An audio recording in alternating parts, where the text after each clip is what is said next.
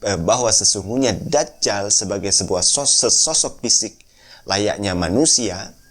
Dan salah satu buktinya itu adalah ketika Tamim Ad-Dari menemukan sesosok fisik yang menyerupai Dajjal tersebut terdampar pada sebuah pulau, yang diikat pada sebuah pulau. Itu sesungguhnya itu lebih mengadopsi kepada cerita-cerita Israiliyat, yang mana cerita-cerita Israiliyat itu juga didapatkan oleh orang-orang yang belum menganut agama Islam itu dari agama-agama terdahulu.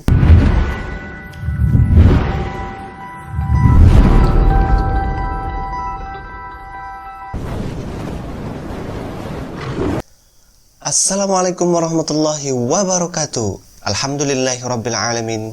Allahumma sholli ala sayyidina Muhammad wa ala ali sayyidina Muhammad. Sahabat-sahabatku yang dimuliakan oleh Allah Subhanahu wa taala, kembali lagi bersama kami di sini di channel kami Ramlan Abdillah.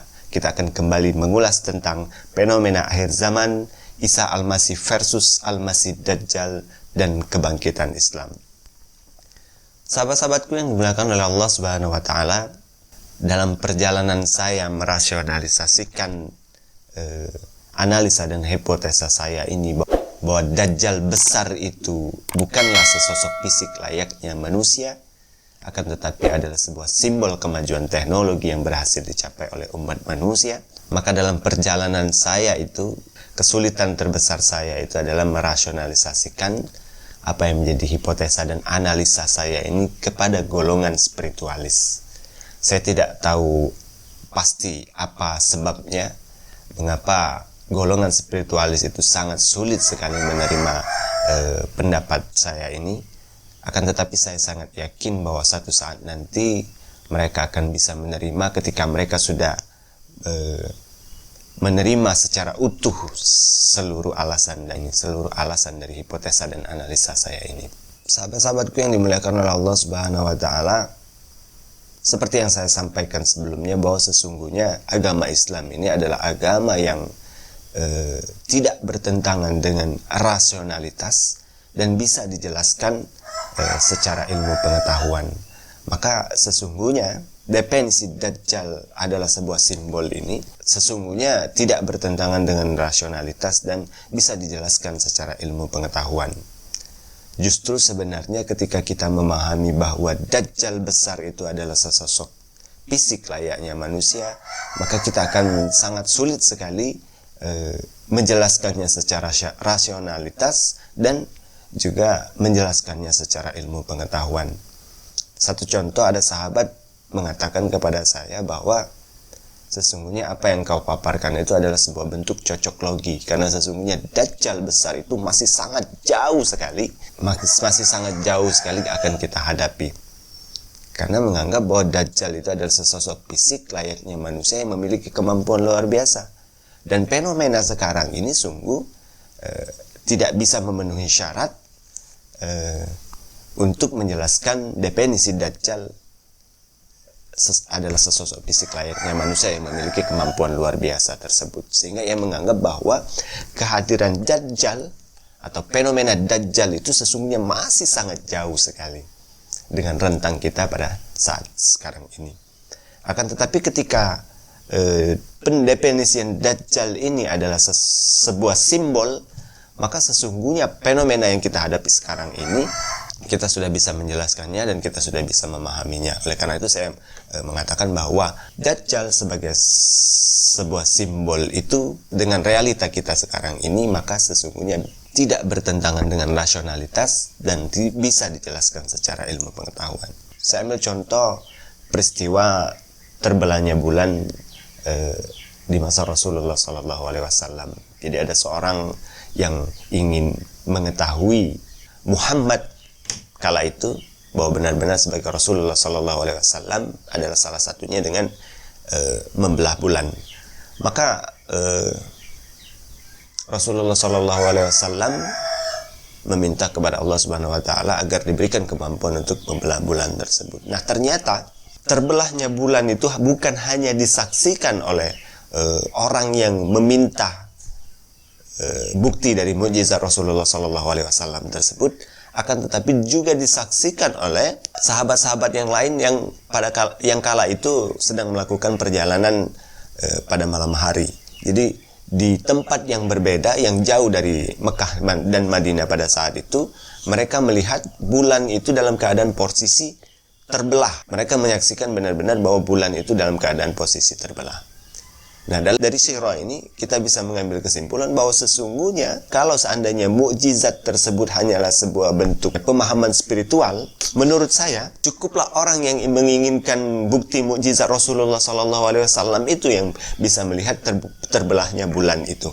Akan tetapi mengapa terbelahnya bulan itu juga bisa disaksikan oleh orang-orang lain yang berada di tempat yang berbeda? Itu menunjukkan bahwa mukjizat Rasulullah SAW itu juga tidak bertentangan dengan rasionalitas dan bisa dijelaskan secara ilmu pengetahuan. Jadi bukti terbelahnya bulan itu bukan hanya disaksikan oleh orang yang meminta mukjizat Rasulullah SAW tersebut, tapi juga disaksikan oleh orang lain juga ketika terjadinya terbelahnya bulan itu. Sahabat-sahabatku yang dimuliakan oleh Allah Subhanahu wa Ta'ala, jadi salah satu sanggahan dari orang-orang yang tidak sependapat dengan analisa dan hipotesa saya ini adalah mereka mengetengahkan tentang hadis yang menceritakan tentang perjalanan Tamim Ad-Dari yang terdampar pada sebuah pulau. Jadi dalam hadis tersebut dinyatakan bahwa Tamim Ad-Dari itu bertemu dengan sesosok jasasa dan bertemu dengan sesosok Dajjal. Tanpa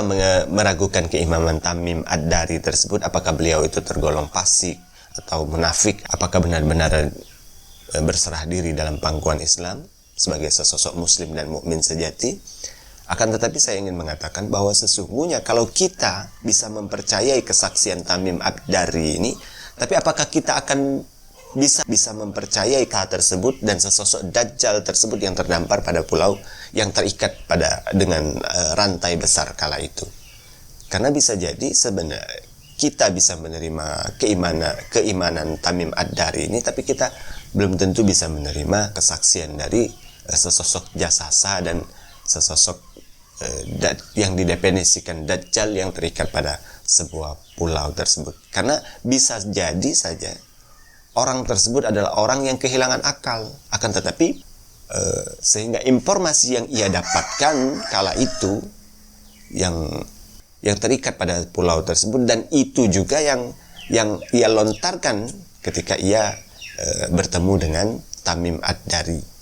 Nah, saya ingin mengatakan bahwa sesungguhnya Dajjal sebagai sebuah sosok fisik layaknya manusia, dan salah satu buktinya itu adalah ketika Tamim Ad-Dari menemukan sesosok fisik yang menyerupai Dajjal tersebut terdampar pada sebuah pulau, yang diikat pada sebuah pulau itu sesungguhnya itu lebih mengadopsi kepada cerita-cerita Israiliyat, yang mana cerita-cerita Israiliyat itu juga didapatkan oleh orang-orang yang belum menganut agama Islam itu dari agama-agama terdahulu. Karena sekali lagi seperti yang kita pahami sebelumnya, bahwa cerita tentang Dajjal itu juga dipahami oleh umat-umat terdahulu. Nah, sahabat-sahabatku yang dimuliakan oleh Allah Subhanahu wa Ta'ala, saya ingin mengajak sahabat mencoba menyimak sebuah hadis Rasulullah Sallallahu Alaihi Wasallam, bagaimana tuntunan beliau ketika kita menghadapi cerita-cerita Israiliyat.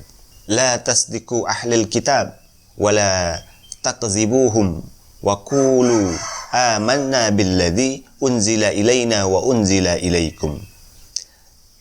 Kemudian Nabi SAW bersabda, janganlah kalian membenarkan ahli kitab dan jangan pula mendustakannya, namun ucapkan, kami beriman dengan kitab yang diturunkan kepada kami Al-Quran dan kitab yang diturunkan kepada kalian. Hadis riwayat Bukhari nomor 4485. Nah, sahabat-sahabatku yang dimuliakan oleh Allah Subhanahu wa Ta'ala, jadi Rasulullah Sallallahu Alaihi Wasallam ketika menghadapi apa yang dipaparkan oleh Tamim Ad-Dari kepada beliau itu, sesungguhnya beliau itu memposisikan diri untuk tidak membenarkannya secara utuh, akan tetapi juga tidak mendustakannya.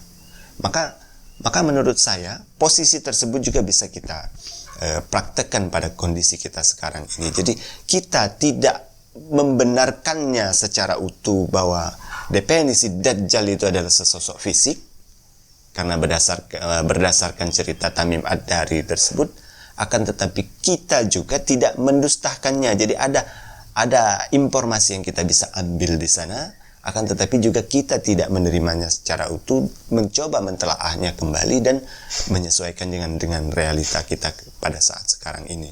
Oleh karena itu, realita kita pada saat sekarang ini sudah bisa memberikan bukti, sudah bisa memberikan fakta bahwa sesungguhnya Dajjal besar itu bukanlah sesosok fisik layaknya manusia, akan tetapi Dajjal itu adalah sebuah simbol kemajuan teknologi yang berhasil dicapai oleh umat manusia, akan tetapi penggunaannya dimotori dan didominasi oleh orang-orang yang kurang yakin atau tidak yakin dengan adanya Allah Subhanahu wa Ta'ala, adanya Tuhan yang Maha Esa, sehingga penggunaannya lebih banyak digunakan untuk menyesatkan manusia, mengelabui manusia, dan membohongi manusia, yang muara dari tujuannya adalah menjauhkan diri kita dari penghambaan kepada Allah Subhanahu wa Ta'ala. Nah, sahabat-sahabatku, tetap dukung channel ini dengan cara like, comment, and share, serta subscribe. Di video selanjutnya saya akan mengetengahkan alasan-alasan yang lain, dan saya akan mereaksi sebuah video dari Ustadz Adi Hidayat, bahwa secara eksplisit di video tersebut mengindikasikan bahwa Ustadz Adi Hidayat juga memahami bahwa Dajjal besar itu adalah bukan sesosok fisik layaknya manusia, akan tetapi sebuah simbol. Wallahu a'lam. Wassalamualaikum warahmatullahi wabarakatuh.